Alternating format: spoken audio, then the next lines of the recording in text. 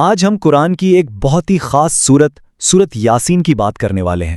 ایک ایسی سورت جسے ایک بہت ہی گہرا، ایک بہت ہی خوبصورت لقب دیا گیا ہے۔ تو سوال یہ ہے کہ آخر ایسا کیوں ہے؟ کیوں ایک پوری کتاب میں سے ایک خاص سورت کو اس کا دل کہا جاتا ہے؟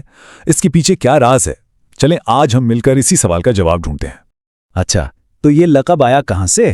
یہ بات خود پیغمبر اسلام حضرت محمد صلی اللہ علیہ وسلم نے فرمائی ہے۔ آپ کا قول ہے کہ سورتوں یاسین قرآن کا دل ہے۔ تو آئیے ذرا گہرائی میں اترتے ہیں اور سمجھتے ہیں کہ اس قول کا اصل مطلب کیا ہے۔ اس سورت کو سمجھنے کے لیے ہم 5 خاص پہلوؤں پر نظر ڈالیں گے۔ پہلا، قرآن کا دل ہونے کا کیا مطلب ہے؟ پھر اس کی حکمانہ وحی۔ تیسرا، آخری پیغمبر کا کردار۔ چوتھا، وہ مثال جس میں ایک شخص دوڑتا ہوا آیا۔ اور آخر میں وہ دن جب ہمارے اپنے اعضاء بولیں گے۔ تو سب سے پہلی بات، اسے دل کیوں کہتے ہیں؟ وہ اس لیے کیونکہ یہ سورت ایمان کے بالکل مرکزی بنیادی اصولوں پر بات کرتی ہے، خاص طور پر مرنے کے بعد دوبارہ زندہ ہونے پر، یعنی آخرت پر۔ آپ یوں سمجھیں کہ جیسے جسم کے لیے دل کی دھڑکن ضروری ہے، بالکل ویسے ہی ایمان کی زندگی کے لیے آخرت پر پختہ یقین ضروری ہے، اور یہ سورت اسی یقین کو مضبوط کرتی ہے۔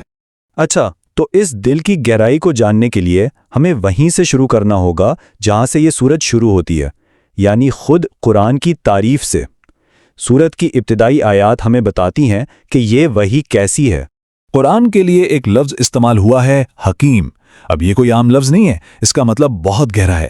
عام طور پر حکیم کا لفظ کسی زندہ عقل والی ہستی کے لیے استعمال ہوتا ہے، تو جب قرآن کو حکیم کہا جاتا ہے تو اس کا مطلب ہے کہ اس کے الفاظ میں بھی ایک زندگی ہے، ایک مقصد ہے۔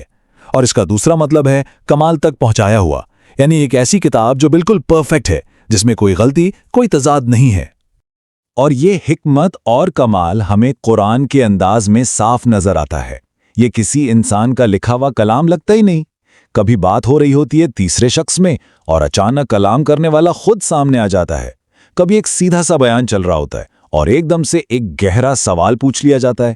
سوچیں، اس وقت کے عربوں کے لیے یہ انداز کتنا نیا، کتنا چونکا دینے والا ہوگا۔ یہ انداز ہی بتاتا ہے کہ یہ کلام اس ذات کا ہے جسے کامل علم ہے۔ قرآن کی حکمت کے بعد یہ سورت فوراً اپنے دوسرے مرکزی موضوع پر آتی ہے، اور وہ ہے حضرت محمد صلی اللہ علیہ وسلم کی نبوت کی تصدیق۔ یہاں اللہ تعالیٰ خود گواہی دے رہا ہے۔ سورت کی شروع کی آیتوں میں ہی صاف صاف کہا گیا ہے، یقیناً آپ رسولوں میں سے ہیں ایک سیدھے راستے پر۔ یعنی یہ کوئی انسانی دعویٰ نہیں ہے، بلکہ آپ کی نبوت کا اعلان خود کائنات کا خالق کر رہا ہے۔ اور خود نبی کریم صلی اللہ علیہ وسلم نے اپنے اس کردار کو سمجھانے کے لیے ایک کیا ہی خوبصورت مثال دی ہے۔ آپ نے فرمایا، نبوت کی مثال ایک شاندار عمارت کی طرح ہے جو ہر لحاظ سے مکمل ہو، بس اس میں ایک اینٹ کی جگہ خالی رہ گئی ہو۔ پھر آپ نے فرمایا، میں وہی آخری اینٹ ہوں اور میں ہی نبیوں کا سلسلہ ختم کرنے والا ہوں، یعنی نبوت کی اس عمارت کو مکمل کرنے والا۔ اب اس پیغام پر انسانوں کا رد عمل کیسا ہوتا ہے، یہ سورت ہمیں ایک چھوٹی سی لیکن بہت ہی طاقتور کہانی کے ذریعے یہ بھی بتاتی ہے۔ کہانی کچھ یوں ہے کہ ایک بستی میں 2 رسول بھیجے گئے، لوگوں نے انہیں جھٹلا دیا۔ پھر ان کی مدد کے لیے ایک تیسرا رسول بھیجا گیا، لیکن لوگ پھر بھی نہیں مانے۔ اور پھر شہر کے سب سے دور والے کونے سے ایک عام سا آدمی دوڑتا ہوا آتا ہے اور اپنی قوم سے کہتا ہے، اے میری قوم، ان رسولوں کی بات مان لو۔ یہاں اس شخص کا دوڑنا بہت اہم ہے۔ یہ صرف جسمانی طور پر بھاگنا نہیں تھا، یہ اس بات کی علامت ہے کہ اس کے دل میں اپنی قوم کے لیے کتنی فکر تھی، کتنی محبت تھی۔ وہ بے چین تھا کہ کہیں یہ بھلائی کا موقع اس کی قوم کے ہاتھ سے چلا نہ جائے۔ یہ عمل ہمیں سچے ایمان اور ذمہ داری کا اصل مطلب سکھاتا ہے۔ اور اب ہم اس سورت کے اس حصے کی طرف آتے ہیں جو شاید سب سے زیادہ جھنجھوڑ دینے والا ہے۔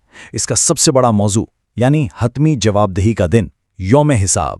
سوچیں، قیامت کا دن ہے، ہر کوئی اپنے اعمال کے ساتھ کھڑا ہے، اور کچھ لوگ اپنی دنیاوی عادت کے مطابق وہاں بھی جھوٹ بول کر، جھوٹی قسمیں کھا کر اپنے آپ کو بچانے کی کوشش کریں گے۔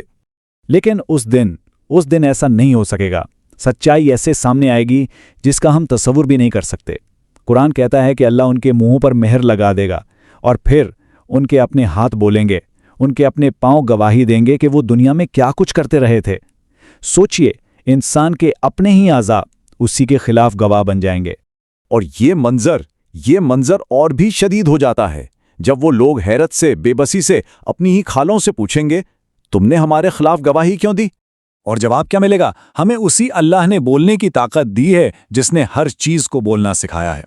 یعنی اس دن ہر چیز، ہر ایک صرف اور صرف اللہ کے انصاف کے تابع ہوگی، کوئی اور قانون، کوئی اور طاقت کام نہیں کرے گی۔ اس کائناتی منظر سے واپس ذاتی ذمہ داری کی طرف آتے ہیں۔ ایک حدیث ہے جو ہمیں سوچنے پر مجبور کرتی ہے۔ نبی کریم صلی اللہ علیہ وآلہ وسلم نے فرمایا کہ لوگوں کے جہنم میں اوندھے منہ گرائے جانے کی سب سے بڑی وجہ ان کی زبانوں کی کمائی ہوگی۔ تو آخر میں یہ ایک سوال ہمارے لیے رہ جاتا ہے، ایک بہت گہرا سوال۔ اگر ہمارے اپنے ہی ہاتھ، پاؤں اور ہمارا پورا جسم ہی ہمارے خلاف آخری گواہ بننے والا ہے، تو پھر ہمارے آج کے اعمال کل کون سی کہانی سنائیں گے؟